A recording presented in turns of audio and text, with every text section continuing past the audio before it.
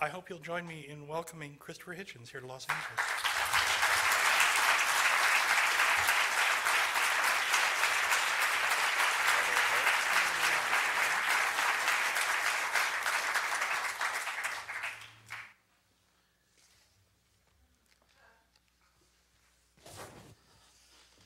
We got that bit right.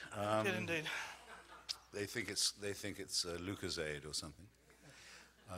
Should I start? Should I respond? Well, yes, please do. Well, that was extremely handsome of you, I must say. And I want to tell the people who've been good enough to come tonight, thank you very much, by the way, ladies and gentlemen, brothers and sisters, comrades, friends. Oh, I see nervous reluctance to applaud at any. That I've been up and down the country with this book, and I've been debating with Baptists in North Carolina and rabbis in Coral Gables and Al Sharpton in New York and so on. But this is actually the only evening that I booked on this trip on which I feel nervous at all. And that's because Mr. Rutten here, as he says, I've been discussing for many years, really does know what he's talking about. When it's come to religion, and that can't be said for many of the ministers. And so if I wanted to, in fact, if I wanted to ask anyone, I have sometimes had to ask, what exactly is the difference between a Melkite Greek Catholic and a Greek Orthodox and a Maronite in Lebanon? There's only one person I would know to call who would know the answer to this. And that's why it's very handsome of Tim to agree to do this, because not to make this too furry between us, not to make it too intimate or too warm or friendly. I would like, on both our behalves, to dispel that if I can right now. The critical thing is this: what is most important to him is most hateful to me. And we're here to prove that friendship is possible under those conditions. But that thought should not at all inhibit anyone, and hope won't inhibit him from, well, I think the expression may be bringing it on. He minds about this a lot. It's a great deal to him. He's proved it in innumerable ways, not just by his study of it, but by his devotion to it. And I have announced it to be public enemy #1. So if this all works this evening, it'll be a tribute to civilized discourse, if you insist. Okay.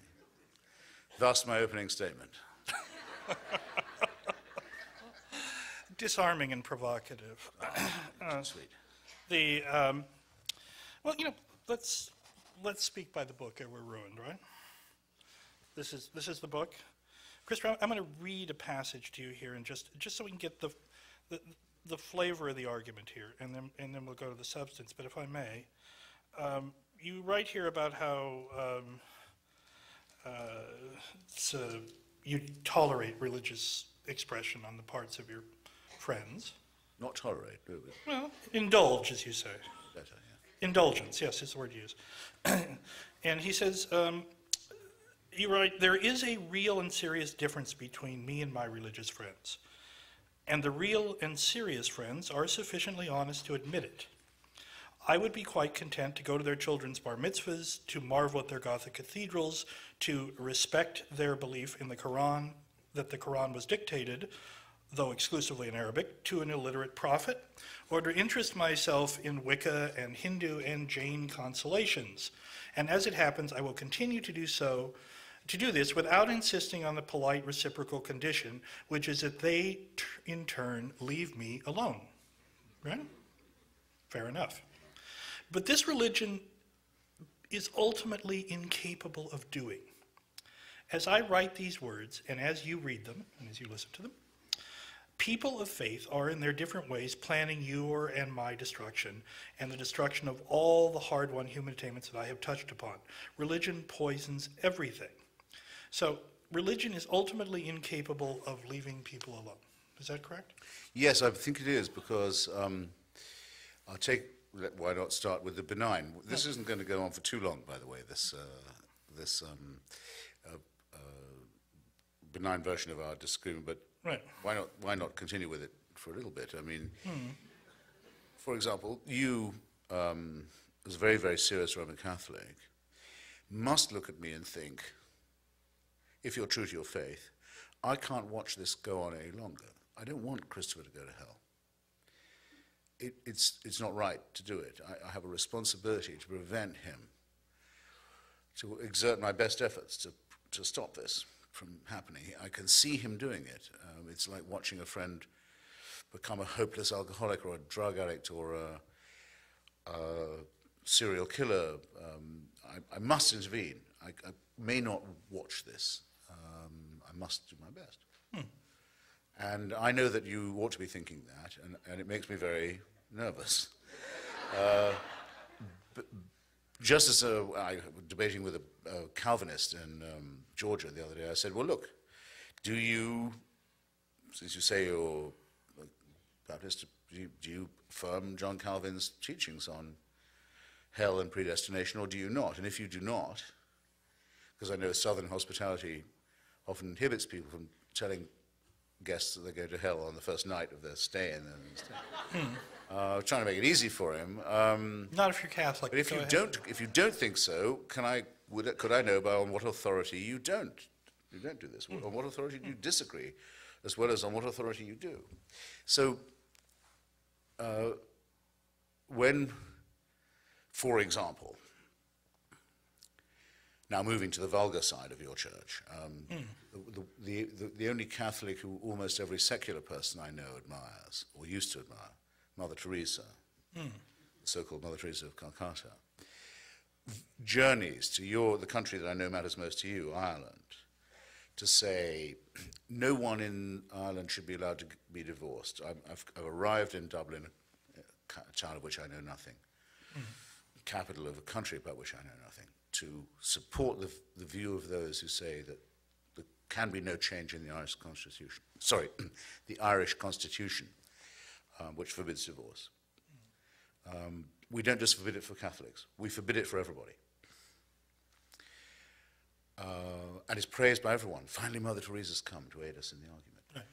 And while she's there, takes the opportunity to say that not only should Irish people not be allowed abortions, but nor should they be allowed contraception. She's not saying, I have a great relationship with Jesus, and I have a wonderful church and a wonderful faith, and it makes me happy. She's saying, it better make you happy too, because whether you agree with it or not, we're going to impose it on you. Now that distinction must clearly be apparent to everybody here. The same is true of our Muslim brothers and sisters. They say, you may not know it yet, but our prophet had the last revelation, the only one. Right, the final one. There's always a final revelation. Ultimate one. Yeah. Your revelations were not bad. We agree with you about the virgin birth. We agree with you about various of the more horrible Mosaic prohibitions. You notice that Islam plagiarizes from Judaism and Christianity only the most horrible bits and leaves out the Greek stuff. It does. But they do all that. They say, well, we even think you're people of the book. They tolerate you, in other words. They say, we tolerate you. I'm not going to be tolerated by these people. They say, but we've got something last and final, ultimate. You only need this one book. If you only get round to believing in it, you would be happy. But we can't be happy until you do. Now, I'm very sorry. I'm extremely sorry to say this, and I'll put it as mildly as I can, but I decline to be spoken to in that tone of voice by anybody. I hope that's plain. Fair enough. I hope that's absolutely plain. I won't be talked to like that. I'm not going to be tolerated by the admirers of an illiterate Middle Eastern peasantry. No, I see that. I think we'd be better off outgrowing it. We've all, this is also a bit of, if I may say, the method of this book, which I enjoy immensely. By the way, I do agree with Shalom Aleichem that in the shtetl there were only two people who were really serious about God. One was the rabbi, and the other was the village atheist. Everybody else was just sort of going along. Now, No, but wait, I have to do this now. You've done Go right ahead. The third was the guy, it's mentioned in a great story by Irving Howe, which I think he borrowed from Isaac Singer, the man who stands on the wall of the shtetl. I think it's the town of Helm. And when the visitors come, he's always standing on the city wall looking out over the plains. And they ask him, well, what are you doing there, just standing there? And he said, no, I'm not just standing here. They pay me to stand here. Well, what do they pay you to do, standing there? Well, they pay me to watch out for the Messiah. And to tell and ring this bell when he's coming. And they say, so what's it like? He said, well, steady work. That's true enough. That's true enough. It's man-made, ladies. It's man-made, yes, and constructed in much the same clever way that this argument is constructed, because we've slid from the debatable point to the inarguable ones. And the debatable, but I want to circle back to that debatable point because we have experience to draw on. You and I have been friends for how many years? Well, I remember very distinctly when I first met you, which would have to be 83. 83. So we're getting on for a quarter of a century. Or a quarter of a century. Of doing this. And we even did a film together on religion. Mr. Rutten and I circled Los Angeles interviewing everyone from Lubavitcher rabbis to New Age mavens to Wiccans and Satanists. And the people who worship the atomic bomb. Remember them? Yes, I remember they the were bomb. They were the followers of a deranged Polish countess. I remember the bomb worshippers, but then eschatology is one of my big worries, especially now, because all religion, in a sense, has to hope for the end of days. Right. Does hope for it. But Christopher, secretly or openly, wants this to be over. It's one of the things I don't like, I have to say. Well, of course, yeah. But they can. I don't mind if they go, but I don't want them taking me with them. Rapture yourself, big boy. But Christopher, in all this time, have I ever made a single proselytizing remark to you? No, you have not. But and it wouldn't be your style. But that's why I took you up, perhaps preemptively, on your very serious and devout Catholicism. In that, I think it could perhaps only have been good manners. No, I don't mean to mock. I don't mean to say anything. What about just respect for another person's conscience? Indeed, but you ought to have said to me, "Look, Christopher, at least in your own, within what I understand to be your own lights, and you could very well contradict me now, and I'd have to accept your negation. But it seems to me, from what I've read of your doctrine, that you ought not to be watching me without trying to save me. A word from you would have impressed me, by the way, if you'd said, look, Christopher, that was fun. We had a great evening. Most of our friends are secularists. We all know the jokes that we can make. But do you mind if I just detain you for a minute before you go home? Are you sure? Are you sure I can't help you to save yourself? But that would be profoundly disrespectful. No, I wouldn't have minded in the least. It would be, yes, it would. Someone might ask you a question, and you would be available in response. But I think this undercuts this notion that and it's one of the threads that runs through this book is the necessity of making valid arguments in this absolutist way. And I wonder, is it necessary to state these propositions quite so absolutely to find any use in them? To say that some forms of religious expression are destructive, just in the same way. I mean, look, there are some religious systems and sets of religious beliefs, like some people, who are no damn good. But that's not the tenor. That's not the tenor of the argument you've advanced here. No, I mean I'm only a poorly evolved mammal, half a chromosome away from a chimpanzee. Or the pig, as you point out. Or indeed able to take a heart valve from a pig, and may possibly soon be in need of same. Or a skin graft, which would negate quite a lot of religion right there, by the way. Kosher I'm not, okay? And I think religion shows every sign of having been invented by a species that is half a chromosome away from a chimpanzee.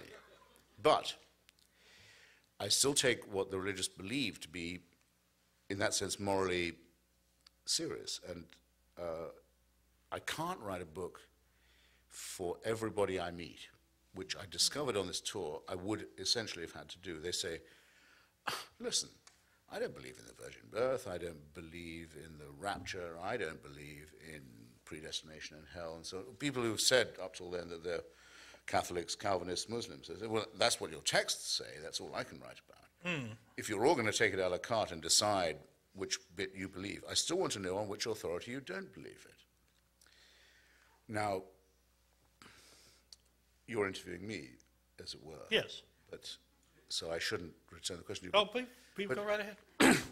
If you do not believe that Jesus was born of a virgin, had God for his father, went through unbelievable suffering to be the vicarious recipient of your sin, your guilt, take it away from you, didn't in fact die, but rose again, and will come again to judge the quick and the dead. If you don't believe any of that, The Nicene Creed. you're not really a Catholic, it seems to me. This is absolutely true. And since I find great difficulty in believing that someone like you does really believe this, I don't know what book I should have written to unpersuade you of something that you can't quite apparently get your mind to assimilate. Well, I guess what I'm getting But at, I would though, say that your doubt is a point for me rather than a point against. no, I would say that one of the deficiencies in this immensely thought-provoking book is that it does not allow for the progress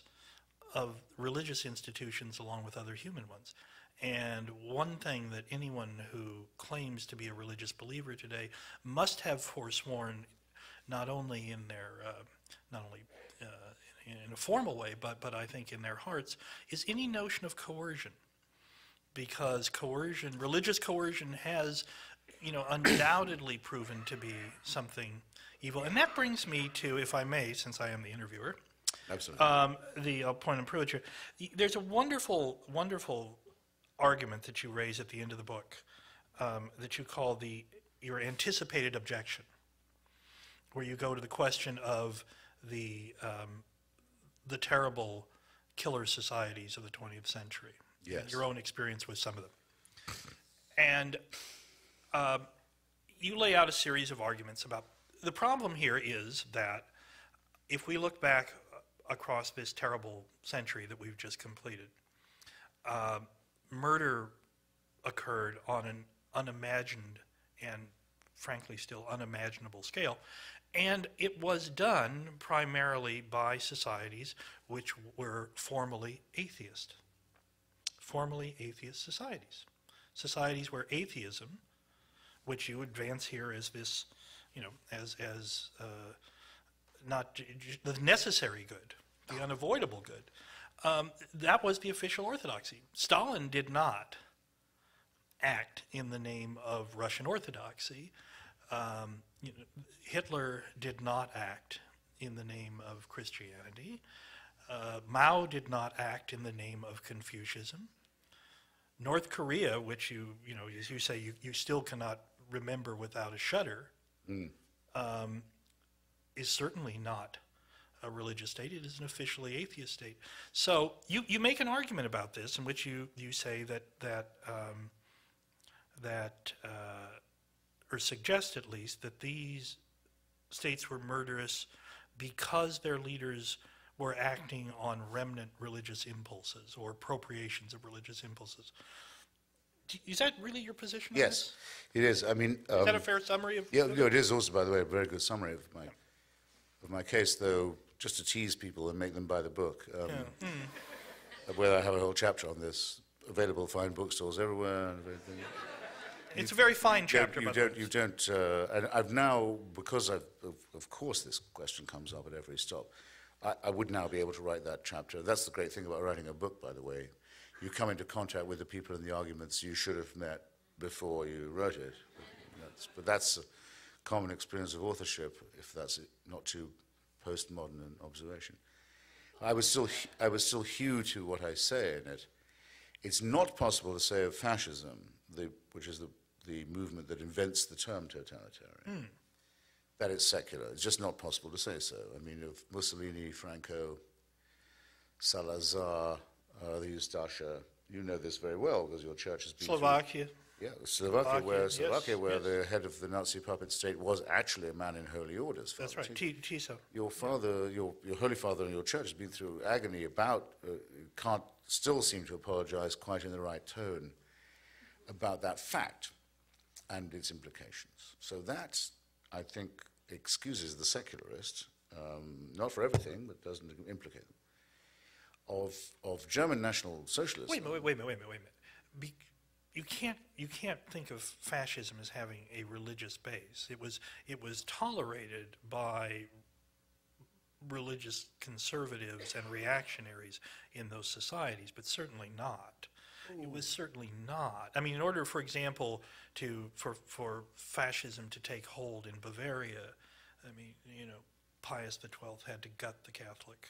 Oh, I'll come to Bavaria. Yeah, all right, go ahead. Because we haven't moved the German National Socialism, but not to be willing to concede, as at least the Church has been, that in Spain and Portugal and Italy and so on, it was essentially empowered by a concordat with the Vatican. I think you would not deny. Now, German National Socialism is a somewhat different thing, because though it draws upon Protestant as well as Catholic Christianity and anti-communism, and I think above all anti-Semitism, and prayers were said, it is a fact, by the bishops of Germany every year in April, on Hitler's birthday, on the instruction of the Vatican.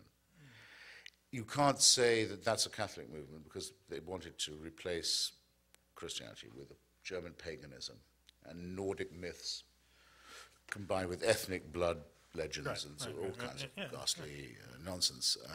But still, you can't call that secular, by the way. It's still mythology and blood worship, and Odin is no better than any of these other imaginary figures. But it had a hatred for Christianity, I will say that, and it did also arouse some, which it didn't elsewhere so much, some very, very brave and distinguished and famous Christian opponents who paid for it with their lives and seem to have been glad to do so. Since we're going to single out Pius XII for his dereliction, we'd probably have to cite Pius XI for Mitbrunner Sonnigen. Yeah, but it's kind of amazing that the anti-Nazi Pope dies in 1939 and the pro-Nazi Pope is appointed by God in 1940. That seems like a lot to expect of the Vicar of Christ. I mean, it's a lot to believe if you are a Catholic. And so it's not, I would not say National Socialism was secular in any sense at all, let alone atheist. And then remember of the third pillar of the Axis powers, the terrifying dictatorship of Hirohito. It's held in power by two considerations. One, its leader is not godly, but is a god. Is himself a god, yes? And its ideology is Zen Buddhism, which is the training of its soldiers. I was Shinto, not Zen. No, Zen too. Brian Victoria's book, which I mentioned in my book, Zen at War, absolutely confirms it. Zen discipline was the order of the day in the Japanese Imperial Army. Shinto too, I think it's actually more Shinto that trained the kamikaze idea, but Zen as well. And the leader is himself a god. That's not a secular state by any means. By the way, I don't know if this is true because I haven't checked, but it comes from a good source. Some of you may know Michael Krasny, who does this brilliant show, and interviewed me the other day in San Francisco, home of the American Buddhist. Said, had I followed the genocide trials in Cambodia? And I said, you know what, I've been busy, I haven't been doing this. I probably should have done, I used to. Civil society has recovered in Cambodia to the extent that it looks as if the Khmer Rouge criminals are going to be tried for genocide now. Right. The Buddhist party in Cambodia doesn't want it. It says, why do this? All those people who were killed had committed sins in previous lives. This is a mental surrender, and a moral one too. This kind of contemplative nonsense, turn off the mind and you'll have bliss, has ghastly consequences. The sleep of reason brings forth monsters.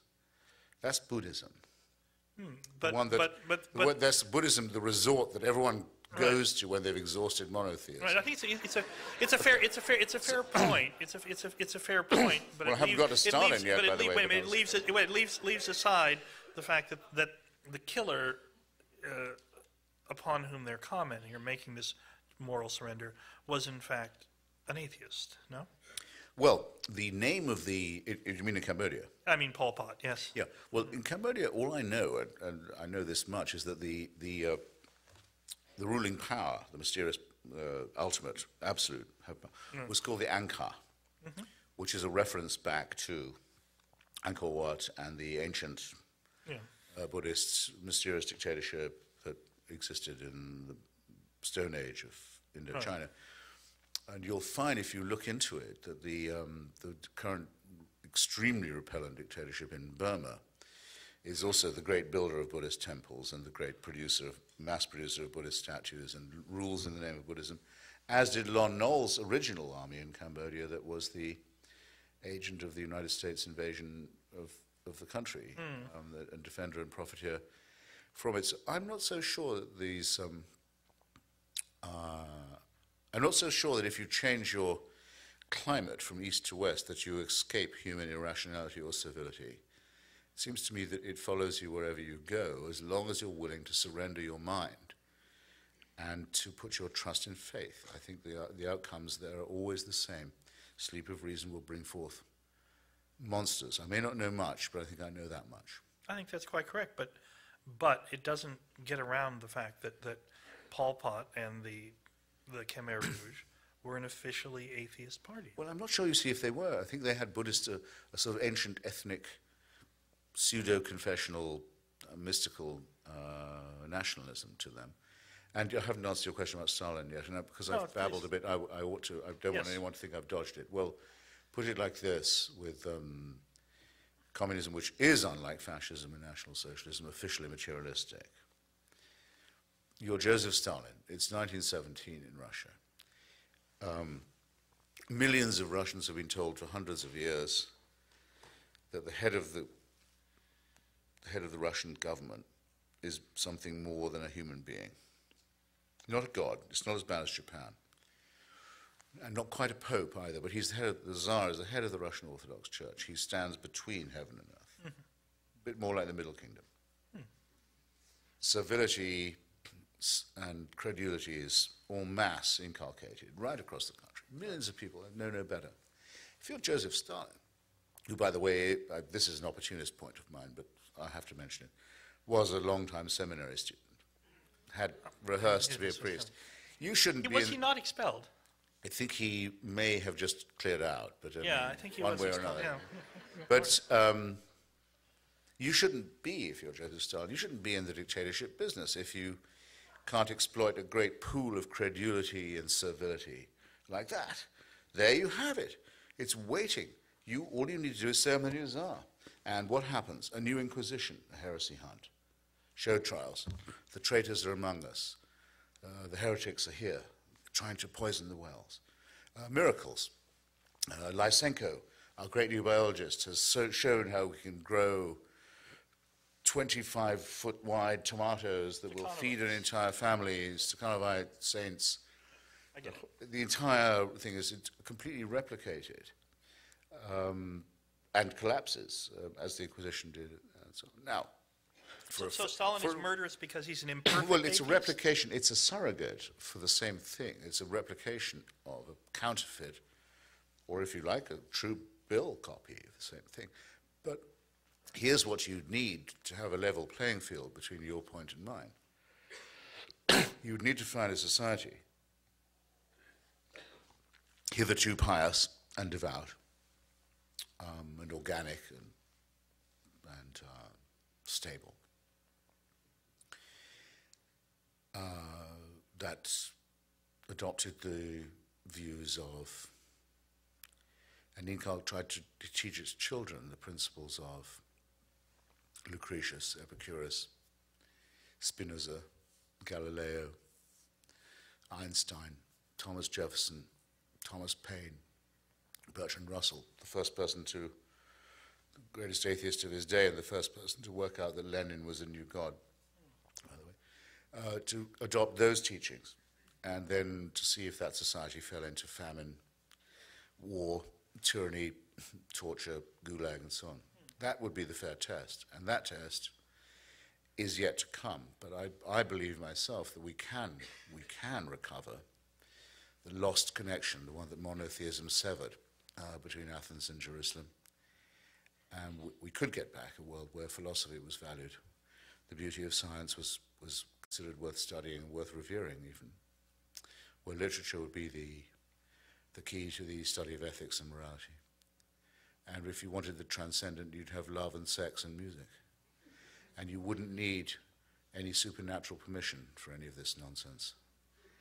Well, I think I miss it terribly. I feel as if something was torn away from me before I was born by the loss of that.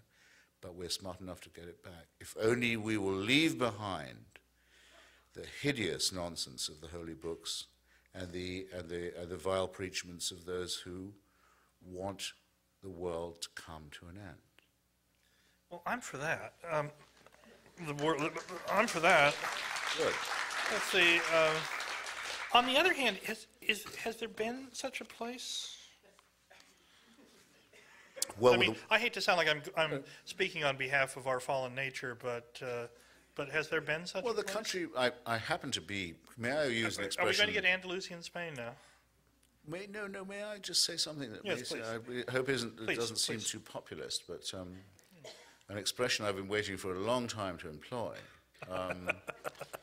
Not to you so much, but you too, but to the audience. My fellow Americans. Yeah, I've been wanting it a long time to say this. I took my oath of citizenship last month on the 13th of April, which is my birthday and also Mr. Jefferson's birthday. I'm his biographer at his memorial in Washington, D.C. by the tidal basin, just before the cherry blossoms were blown away by the next breeze. And I was able to take my oath and say that I specifically wanted to take it to the only constitution ever in human history that doesn't mention God, and doesn't mention religion except to separate it from politics. Right. And to the preamble to the Declaration, which mentions only a creator but no intervening God, a personal God, no intervening one. And to say how extraordinary it is that most Americans, born to this right and this beauty, don't appreciate it because it comes to them as a birthright. And the Virginia Statute on Religious Freedom, the basis of our fantastic First Amendment, means a huge amount to me. No tithe can be paid by any American to any church. The government has no right to tell anyone how or where or in which way to worship at all. And that in response to the petitioners of Danbury, Connecticut, the president wrote back to them and said there will be always a wall of separation to protect your rights and your freedoms. So I have a new slogan. Mr. Jefferson, build up that wall. But I hope to be joined in this slogan. Yes. Well, actually, I join you in that slogan because I think one of the curious things about and remarkable things about Jefferson's genius and one of its unintended consequences is that religion, as in all its variations, has flourished behind that wall here in the United States as it has nowhere else. That religion severed from state support and from the notion of the official church has flourished here. Tocqueville was right, as are you. Yeah. If it's a voluntary association, it can be very pluralistic. After all, you do know, so don't you say, because you know, but I wonder if anyone here knows, who were the Baptists of Danbury, Connecticut writing about to the president? Who were they afraid of? Who did they think was going to persecute them? Why did they want a wall? The Congregationalists of Danbury, Connecticut. Vicious congregations. That's who they were afraid of. Vicious bands of roving congregations. Who was killing the Quakers in Pennsylvania? The Presbyterians of Pennsylvania. In Maryland, at the time of before the Constitutional Convention, you could only be in office if you were a Catholic. In New York, you couldn't be in office if you were a Catholic. Right? In Georgia, you had to say you were a Protestant, whatever that meant. In Rhode Island, you could not be a Jew and hold office.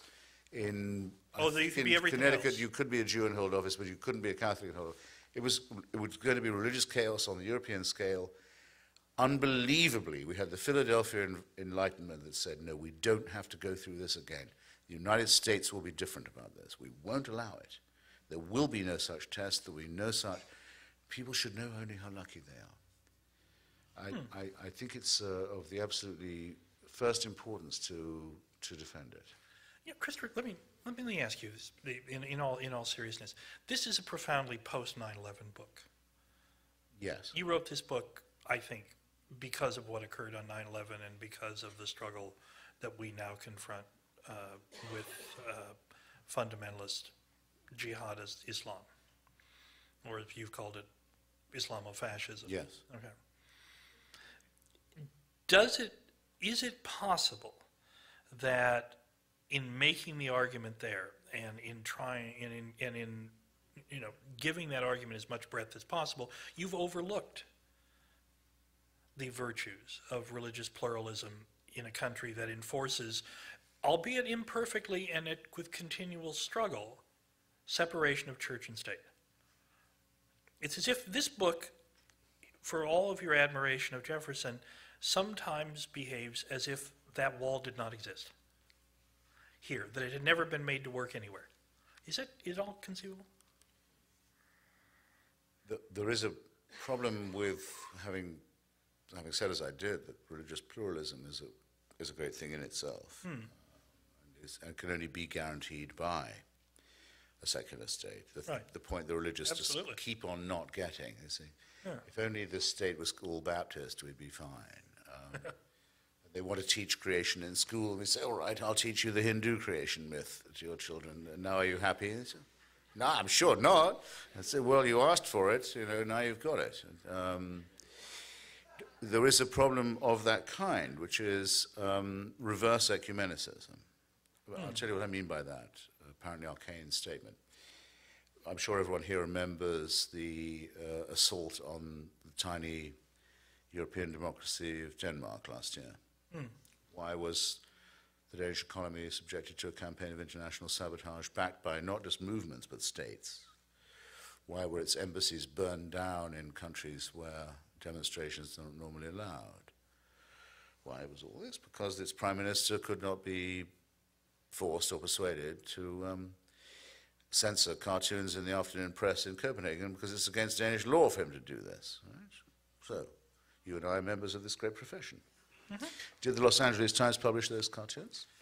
No, it didn't, but I wrote a column in the Los Angeles Times that began, "The editor of the Los Angeles Times will not allow you to see these cartoons." Voila. And went on to argue that it was a great breach of faith with the people of Denmark and with Danish democracy, and that column appeared as one of two I did about this and about the cowardly surrender. It was one of about 5 that did, and I remember it vividly because you and I were in such a small minority. In a media totally dominated now by image, totally dominated by images. It was not considered appropriate to tell the American public, here's a story that's all about the fight over some pictures, but we're not going to show you what the pictures are. Listen, as a religious believer myself, I'm totally unaffected by these things. No, but wait, it's because it's not you I'm trying to persuade. I'm trying to make a point. The image-dominated press said, no, we're not going to show you. Neither out of solidarity with our Danish colleagues, which would be a good point, or just to show you what the fuss is about. No, they wouldn't. That's either out of fear of the religious, or it's out of fear of offending them, which comes to more or less the same thing. It's blackmail. In the United States of America, in 2006, there wasn't a single member of our profession in a position to make a decision who would stand up for one day to outright blackmail. And people say to me, why do you keep mentioning the extremists? I said, because the extremists are the tail that wag the whole dog. And my profession proves it, and your culture proves it, and you were humiliated by this.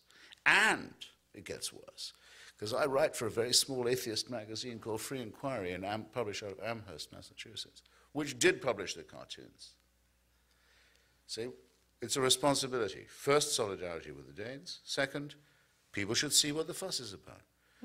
Borders Books takes our magazine off the rack. So you can't sell your magazine now. I've refused to read or speak in a Borders bookstore ever since.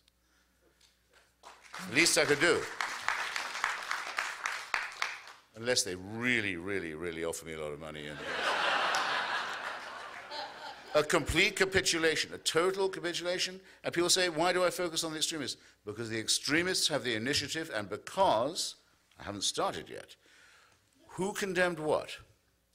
I remind you, individual Scandinavians were murdered everywhere from Afghanistan to Nigeria by this hysterical, prearranged campaign. 21 ambassadors from so-called Muslim states. How dare they call themselves Muslim? In what sense is Egypt a Muslim country? You can't denominate a country as religious. Waited upon His Holiness the Pope. Well, and in fact, two leading Egyptian newspapers, as I pointed out in my column, did run the cartoons. They're braver than the American papers. But His Holiness the Pope condemned what? The cartoons. The State Department condemned the cartoons, not the violence, not the campaign of intimidation. The Archbishop of Canterbury condemned the cartoons. Every church I know of condemned the blasphemy of the cartoons, not the campaign of murder and sabotage and intimidation. In other words, ladies and gentlemen, the barbarians are not at the gate. They're not at the gate. They're well inside. And who held open the door for them? The other religious did. It was the same with Salman Rushdie. When the Ayatollah Khomeini offered money publicly in his own name, without shame, for suborning of murder of a novelist who wasn't an Iranian, who lived in England. A pretty radical attack on what we think we live by, what our Constitution stands for, what Mr. Jefferson, Mr. Paine thought it was worth fighting for. The Cardinal Archbishop of New York, the Chief Rabbi of Israel, His Holiness the Pope, the Archbishop of Canterbury, all condemned what? The novel, the author, for blasphemy. Now get used to this, because you may be living in the last few years where you can complain about it, because the religious really mean this, you know.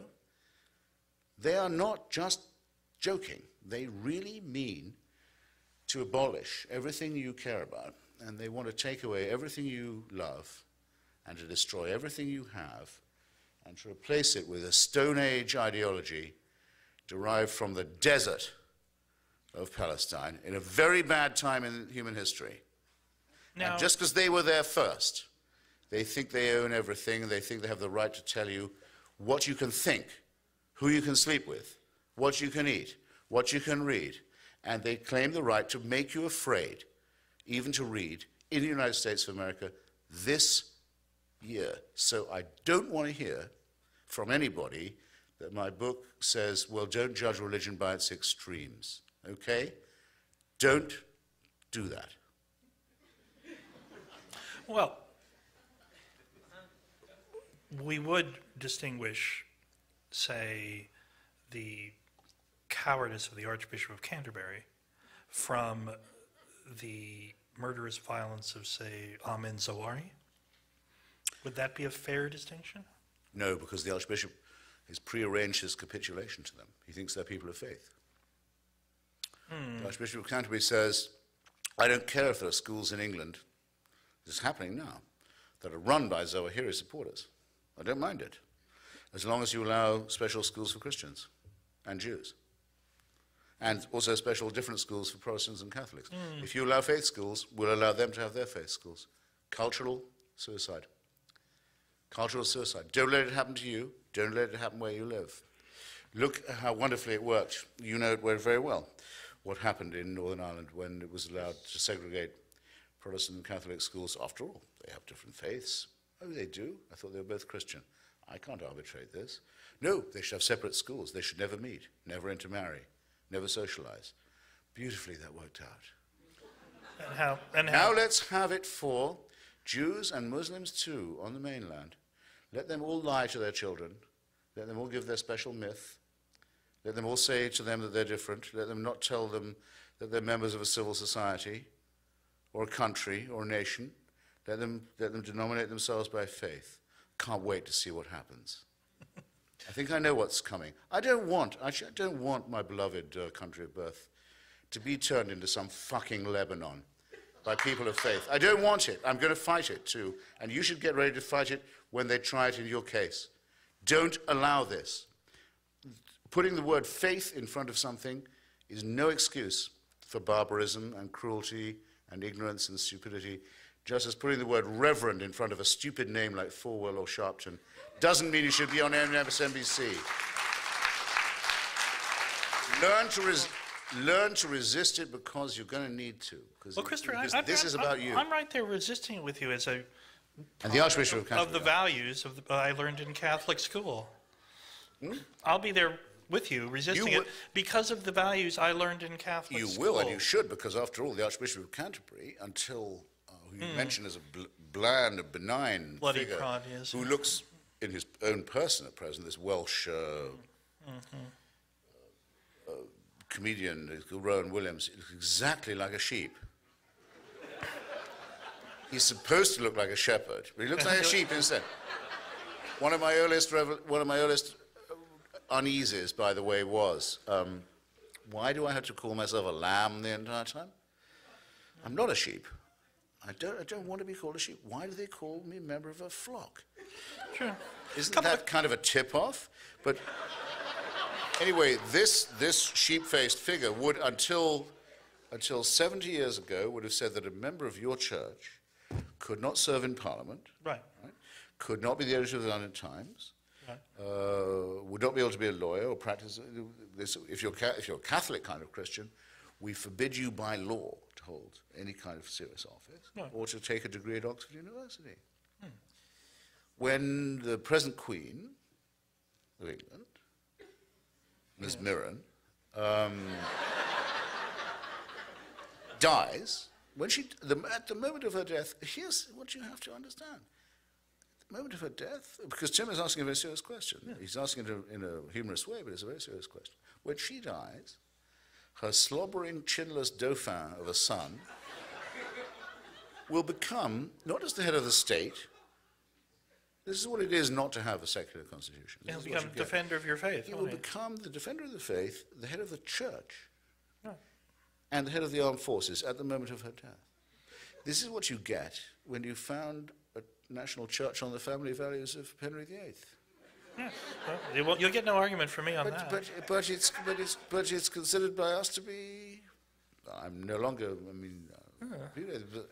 No, but you were an anti-monarchist. I've been a Republican all my life, but this is a Republican not just for England, but also for Ireland, for the cruelly partitioned by and maimed and amputated by the British monarchy, by the forces of the Crown, as you would say. The forces of the Crown. But this is a preposterous state of affairs that no intelligent person could conceivably agree to unless it was sanctified, unless they were told, well, God wants it this way. And I know we're getting to the end of our... We are coming, but there's two things I want to... Don't listen to people who say that religion may not be true, but it makes people behave better. I was going to avoid that point. Religion isn't true, and it makes people behave worse and say stupid things they wouldn't say if they had senses about them. It makes some people behave better and makes some people behave worse. Just a couple small points, and then I was going to ask you to read something before we went to questions here. Oh, goodness. Goodness says anything. Just a couple of small points. One in correction and one to help you out for further arguments. I knew he was going to be like Catholics this. were never enjoined to eat fish on Friday. They were prohibited from eating meat, and so ate fish by choice. So you might there'll doubtless be another printing. You've missed your. No, it's a serious point. You've also missed You've also missed one of your great opportunities, since you're very fond of Tertullian. Yes. And I think not since a very ancient English Jesuit of my acquaintance I met anybody who quoted Tertullian quite as much as you do. But you've missed his most extreme pronunciamento, which is that any woman who swallowed semen in the course of oral sex had committed cannibalism.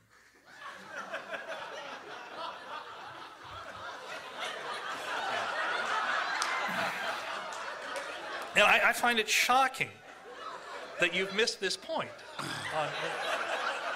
I mean, it's so good. And Tertullian is, for those of you who've been spared the lectures of their right to life movement cousins, as I have not, you would find Tertullian comes up a lot in their arguments. But he is a remarkably, like a lot of these guys, a remarkably unreliable guide to sexual ethics, I think, or at least I hope so. In any event, this is a. How did he know? No, never mind. No. Oh, you also get Aquinas What was just he a bit thinking wrong. about? Yeah, but you get So I always want to know, what were they thinking about when they wrote this? It's always good to know what they're thinking about. They were thinking about the most extreme examples they could make in support of their arguments. Well, sort of what we're talking about here tonight. But Aquinas did say Aquinas did say and believe that the whole human was contained in every sperm. He thought the woman was only the bearer. No, that's not quite right. What he said was, actually, Aquinas is quite interesting on this question because he believed in a process called ensoulment, and that he believed, in fact, that abortion was licit until the child quickened in the womb, at which point ensoulment had occurred. Now, he did believe that male children quickened at 3 months and female children at 6.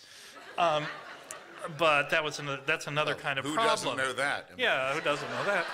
But what's interesting about all this, and it comes to what I'm going to ask you to read, is that Aquinas got his biology from a source at the very heart of the moral reasoning project that you now recommend.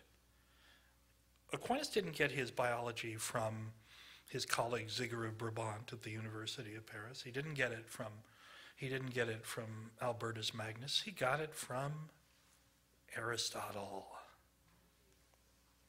Whole, by way of somebody you and I both admire, Averroes. Something to ponder. Anyway, I wonder if you'd read this passage. And you want maybe me to say anything about the previous? Go right ahead. No, actually, because we're trespassing on their time. Yes. I would simply say Aquinas did believe that there was a whole person inside each sperm, at least in potentia. In potentia, yes. But not actual, because no soul. And Alistair McGrath, who the Christians seem to now, at least the Protestants, believe is their champion, who I'm going to debate from Oxford in a few months, says that Tertullian did not say credo quia absurdum. He never actually said that. He said, borrowing from Aristotle, that there are some cases where the extreme improbability of a story makes it more likely that it's true. Mm. Well, these are as I began by saying, what's wonderful about writing a book and going out and discussing it is you refine your argument and you hope to refine others. But is that not argument from us? That's from Aristotle. It's from the Poetics. Yes, but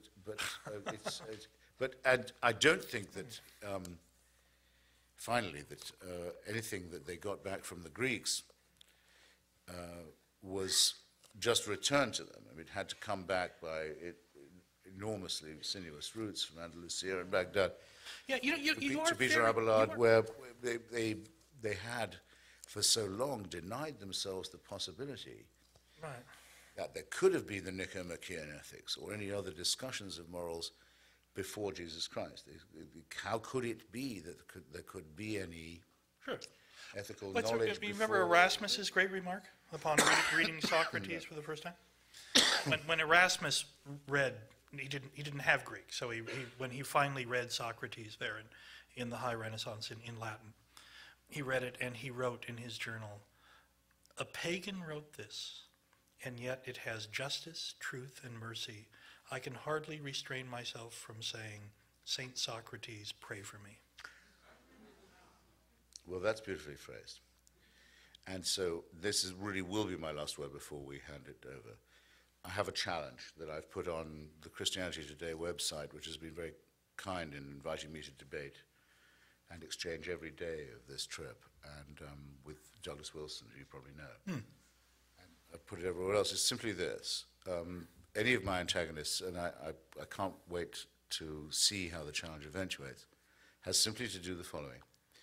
They must, and this includes you, my dear, they must come up with a moral statement made or a moral action performed by a believer, it gives them a huge range of possibilities, that could not have been made or not have been performed by a non-believer. So, I'm not leaving until 9. And I won't leave while anyone can say I didn't answer a question. So that's my challenge. And thank you very much for prompting me. And by the way, thank you very much for all this. Hmm. And what do you want me to read? I thought maybe you could just read the start of that chapter, actually, which is quite good.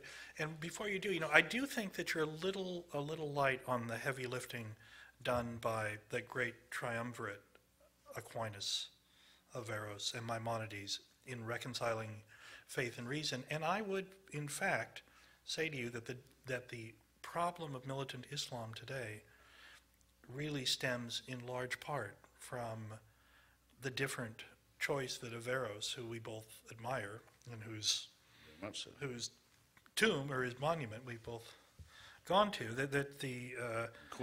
we have a mutual admiration for Andalusian Spain.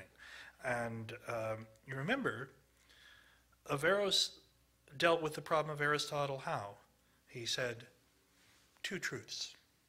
There's the truth of revelation, there's the truth of the natural world.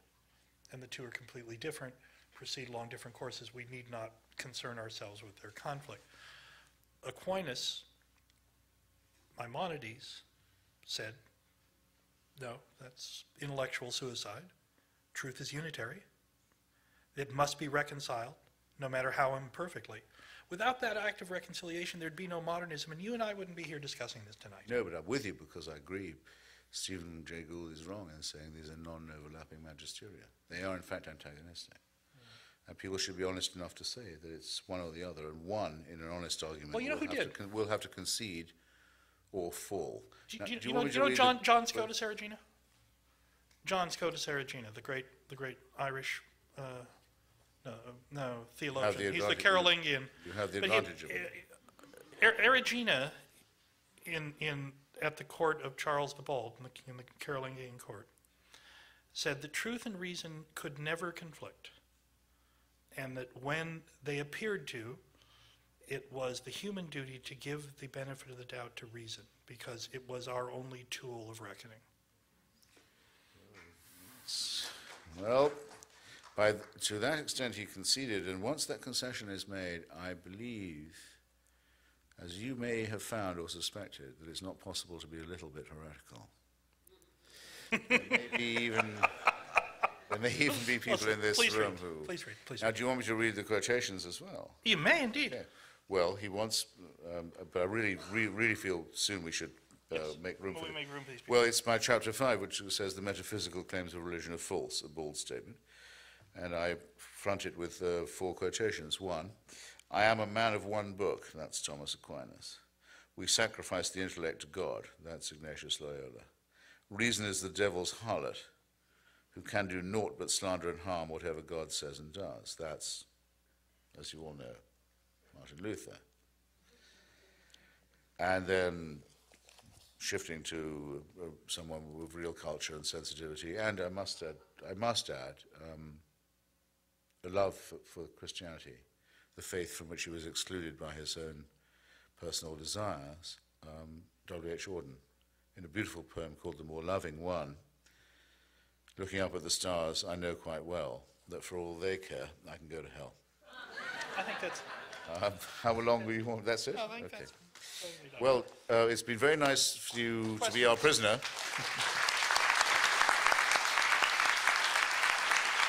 I assume that it's your anti-faith point of view that caused you to support the war in Iraq.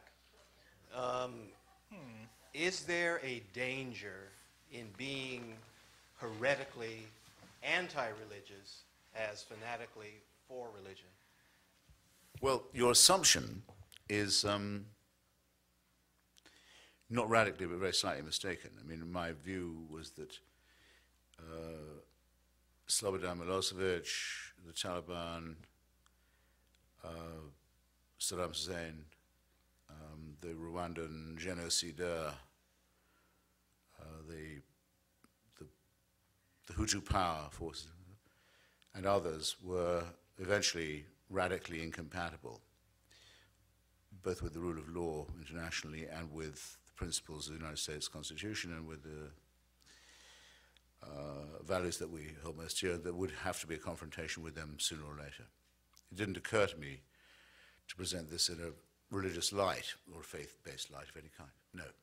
So I can't agree with the grammar of your question. That the parties of God were on the wrong side of all this in each case, would certainly be true. And I have a long section in my book about why that's so. But I could not possibly say that I was in favor of overthrowing Milosevic or Saddam Hussein because I'm an atheist. That would be absurd, I think. It would certainly sound bizarre to me. It's just there's a radical incompatibility between totalitarian expansionist dictatorship and our survival. I wish more people realized that that was so. Someone in this section. I'm going to move across. No? Here, there's a gentleman here. Sure. Oh, was that a complete waste of my breath? Or that? It's lovely to think that all that was wasted on the desert air. Gotcha. Oh, shit, now it's full now. Okay. I just thought I had a carrying voice. Hey. Hi, how are you? Too soon to tell. Enjoyed the talk. Now can you hear me? Yeah. Yes, thank you. I'm a believer, so I have a Believer in what? well, it doesn't matter, but... That's what I think. We're here. So I'll take you up on that Look, challenge. I didn't plant this guy. I mean, I promise you. Daddy, I told you not to do this. So I'll take you up on your little challenge. So my problem with the... Do it briskly, if you don't mind. Okay, sure. With your argument as well as the atheist argument, which I'll call the objectivist argument, if that's okay. No, it's not. Okay, well, let's say... I'm not a Randian. Okay, well, according to... From what I've Do I heard look like a Randian? When I've heard you say... No, not at all, actually. Atlas slumped. Right. The problem with what I hear you saying, and also what I've read in other, like in Dawkins' book, is that the problem with denying religion in its entirety is that, to me, there's an aspect that none of us can deny, believer or not, to ourselves that's boundless, right? If someone were to knock me on the back of the head, they could take out a lung, arm, whatever, or not even touch me, and without any conscious, objective reason, I'm going to be here. I'm going to be okay. And so it seems to me that that aspect of boundless is something that we need to deal with. Science doesn't deal with it, or can't deal with it yet, because it's tied up with consciousness and our very being. And it seems to me that religion is the province that, however ineptly it happens, however ineptly they're doing it, deals with that aspect of boundlessness within us all and every object around us.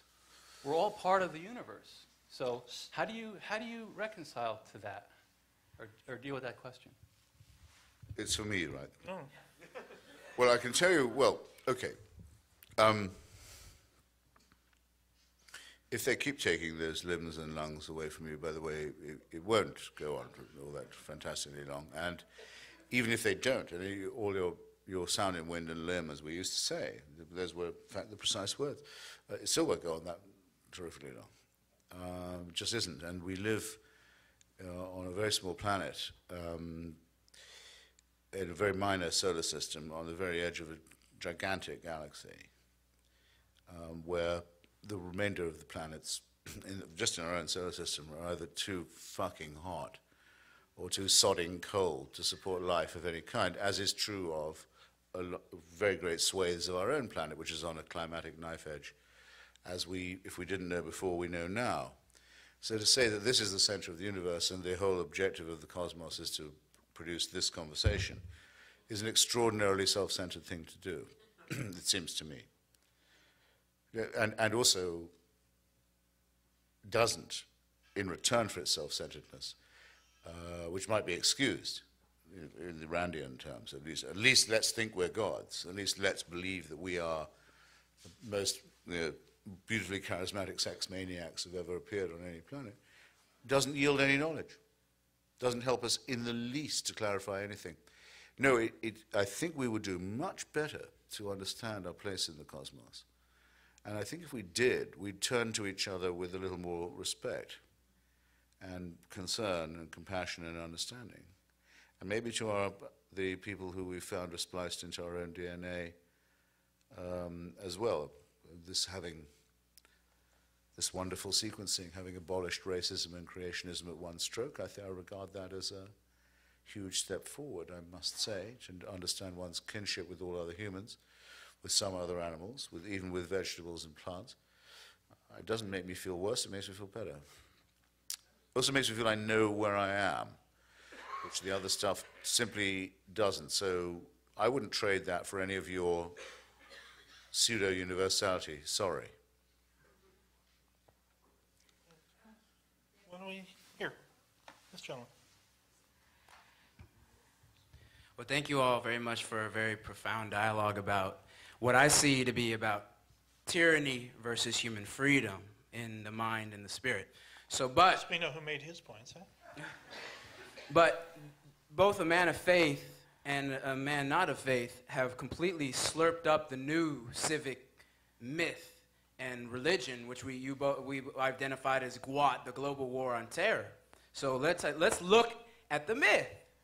You right? Is there a question? Yes. Please? So this okay, good question. Quickly. Being that anyone with moral and intellectual fortitude who looks at the evidence of that day sees that no Al-Qaeda jihadi had the means to schedule the war games that actually stood down Hold it right there. No. Yeah, that's not right. Being that any Wasting your time. Being that any member of Al-Qaeda had no motive to anthrax the leading opponents of the Patriot Act. Wasting your time. I'm not going to answer you. Why won't you answer? You can speak. So here's the question. You can Being speak. that you are an intellectual and now that You you can are... speak. I'm not bothering with you. I have no time to waste on people like you. Stop it. I can't make you stop. I can't make you stop, but when you stop, it's all over. Okay? Are you going to answer me? No, sir, I'm not. So you believe it? Do you believe No, sir, I am not. No. Nor am I going to buy, I'm not going to buy a pencil from your cup either. No, I'm not. That's correct. I'm not. Way in the back there, the gentleman way in the back. Thank you. Good evening. That was a big wow from a small mind. Forget it. I have no time to waste on people like you.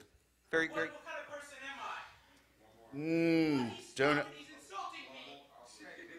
He's insulting me. I can't respond to him. No, leave him alone. Leave him alone as long as he stays quiet. He had his turn. You heard his question. I'm not wasting my time on him. Next. Please. Hi. Just a real quick question. In Sam Harris's book, The Age of Faith, he does seem to leave open the idea of either spiritual and mystical experiences on an individual level. Having just begun your book, I don't know if you're headed in that direction, or do you part company with Sam Harris on his position on that? No, Mr. Harris, who's a very brilliant man indeed, and who knows much more about neuroscience than I do, does think that there can be consciousness independent of the brain. And we are at my, I think, very attractive, and I hope I can recommend to you, exquisite magazine, Free Inquiry, having a debate. I mean, he's our newest columnist, and we're having a discussion about this very thing, about whether to be an atheist is to be a materialist or not. Sam Harris is definitely an atheist. He's some kind of a Buddhist because he doesn't think that it's a religion, and obviously there's a case to be made for saying it isn't one. And that kind of conversation, I think, is really incredibly worth having. I mean, I do not know whether a neuroscientific breakthrough will ever discover that there could be a numinous penumbra around the brain that can't be explained by the meat of the cerebellum itself. I am certainly not going to be the one who arbitrates on this point, but I must say, very skeptical about Buddhism. And I dare say you know what the Buddhist says to the hot dog vendor. You don't? He says, make me one with everything. Yeah, well, wait, that's only part one, because the Buddhist then hands over a $50 bill and waits while he munches, and nothing happens. And he says to the hot dog vendor, okay, what about my change? And the hot dog vendor says, change comes only from within. I myself have never heard anything more profound than that from Eastern so-called contemplation. And I told you what I thought was the atrocious and immoral line about predestination and reincarnation that the Buddhists take on the massacre in Cambodia. And I don't like the idea of the Dalai Lama being an inherited kingship and godship. I think that's a disgusting idea. And I don't like the way that the situation of the military dictatorship in Burma is one of building entire temples in the name of Gautama Buddha. And above all, I don't like the idea that the Buddha, the Gautama, was born through a slit in his mother's side, because yet again you get it. Anything but the vagina. Disgust for females, contempt for females, revulsion from menstrual blood, revulsion from the female genitalia. I personally do not regard the female genitalia in that way. I hope you don't either.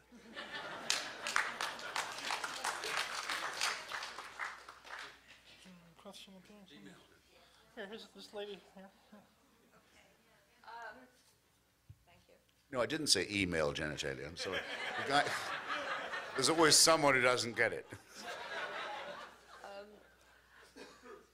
I have many, I'm trying to distill some of my thoughts because you evoked an enormous amount of reactions within me. Woof. I consider myself a traditional Jew, and I agree with everything that you have said. I also disagree with the appellations of this is a man of faith and this is not a man of faith. I mean, I think that is very unfair and absolutely very wrong to say. I don't think that Judaism quite fits into your category of religion with a capital R, because it offers you so many different parts of being Jewish. You can be an absolute atheist and be part of Judaism. You could be Orthodox, ultra-Orthodox, conservative, Reform, Reconstructionist, humanist, who does not want to even, I will in a moment, have the concept of God, and also be anything that you care to be, and Judaism accepts you. If some ultra-Orthodox rabbis issue statements that are not in consonance with what you have just said, then we don't have to agree with him, and we're still Jews. So this is my question. Yeah. When, thank you, when Christian religionists and evangelicals say to me, but you don't understand, we have a mission for you. You need to be saved. You must accept Jesus Christ or you cannot be saved. What shall I answer them? God, well, I mean, that's the second bit of the question is very easy to answer. I mean, tell them to fuck off.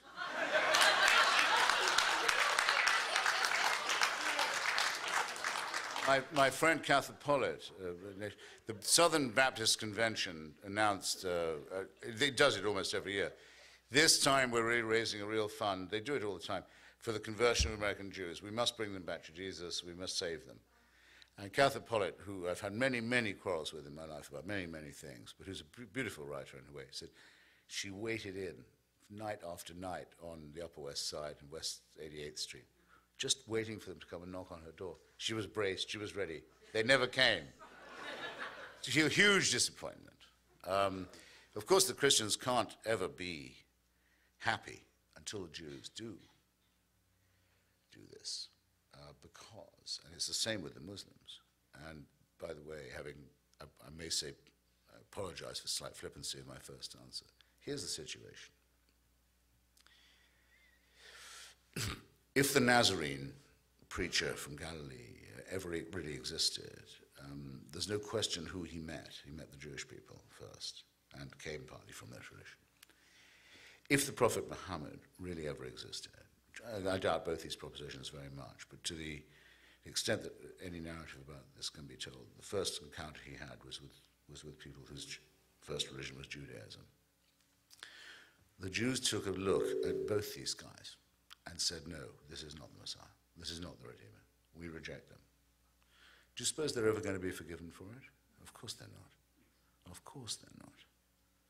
The hatred for there isn't a Christian or a Muslim in the world of a real serious kind who wouldn't have to hope to give everything they owned for a chance of some face time with either Jesus Christ or the Prophet Muhammad.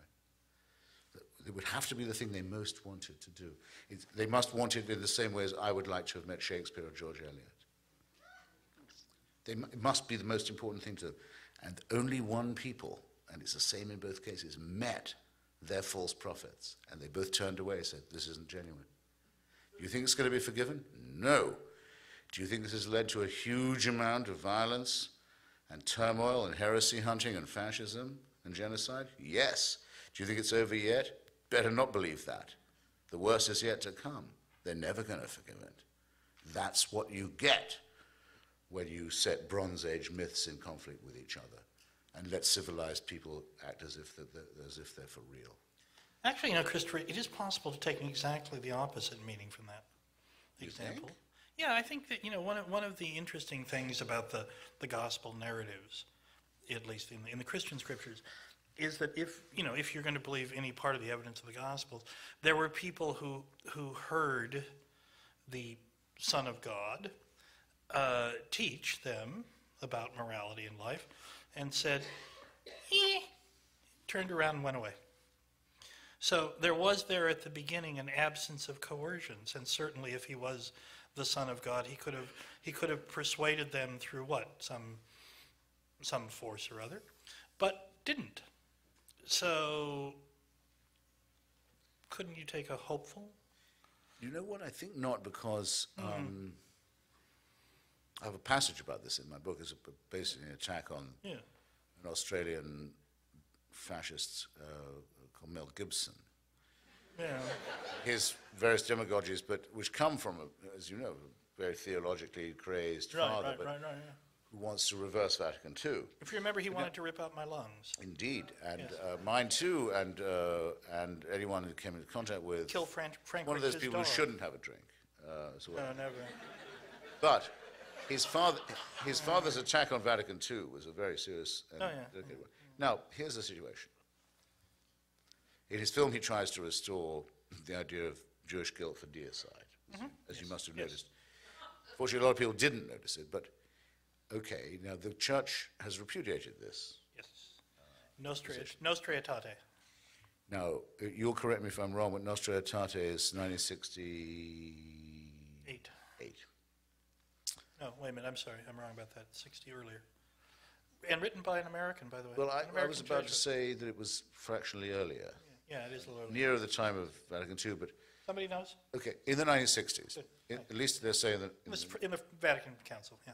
I think it's 65, because I thought I had it down as 20 years after the start of the Nuremberg trial. 20 years after the start of the Nuremberg trial, the church officially says we do not hold all Jews guilty of deicide. That's quite late. Now, I'm not trying to be funny. Moves very No, slowly. I was actually trying to make you cry rather than make you laugh, but okay, giggle all you want. Why do they wait that long? Ask yourself. It's in my book. Why? Because if the story is true, which I do not believe it is, but if it is true, the only people present, definitely present, certifiably present, are the Jewish people. They were there, and he was one of them. If you say, okay, the Jews are excused, they can go, how can you go on saying we were all present at Calvary? We were all guilty of nailing the hands and the feet. That we all spat in the face of Christ. How can you keep anyone else guilty of this if you have let go the one people who you can be reasonably sure were there? That's why they hung on so long. 2,000 years of lying and bigotry and fabrication and prejudice and pogroms every Easter and hideous representations and misrepresentations. Why couldn't they give it up? Why wouldn't it? Would be so easy if we think of the church as yet another ecumenical thing. Well, give it up. Let the Jews go. You've let everyone go. We're not all guilty. We're not all soaked in original sin. We're not all saved by ghastly human sacrifice. We're not all implicated in this filthy cult of death. That's why it took them so long. And that's why the real believers in this myth can't let it go. And that's why I'm right, I think, in saying that religion, so far from making people behave better, has always been responsible for making them behave. Very much worse in barbaric, arcane, elaborate ways that no morally normal person would ever allow. And we would be better if we outgrew this barbaric cultism. And that'll have to be my last word, because it's 8:30 and it's cocktail hour, and from now on,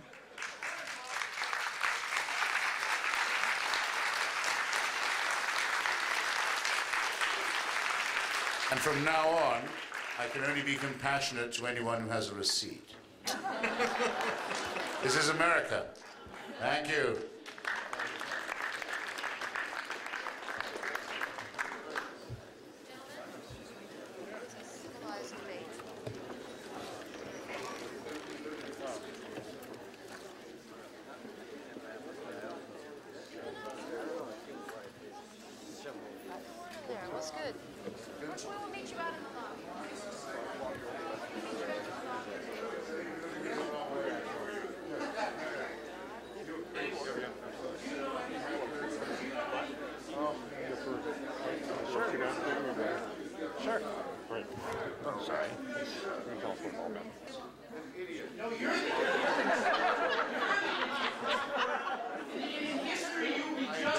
You're not an intellectual. You are part of the assault on reason. This is a grown man. Grown man, you can take money. All right, you're up on me. What did I do? I thought this was America. Is this America or not? Why can't a man talk to a man? He insults me. If a man insults you, then he needs to back it up. I don't think we can leave an argument that doesn't need police intervention. It's true. Police intervention is Two not men, required. two grown men. You know, he calls me witless. Okay. I will be outside. Around the other side. I'll be out right on the other side having a smoke. Come and find me there. All right. Don't let them throw you out. All right. Gentlemen, honestly, doesn't need police tactics. All right. He's just. I'm just witless. Hey, Chris. I'll come see you. All right, well, thank you, Chris. Thank you all. Use your permission. No, use your permission. Why? That wasn't a threat. Yeah, the lobby over here. Go out.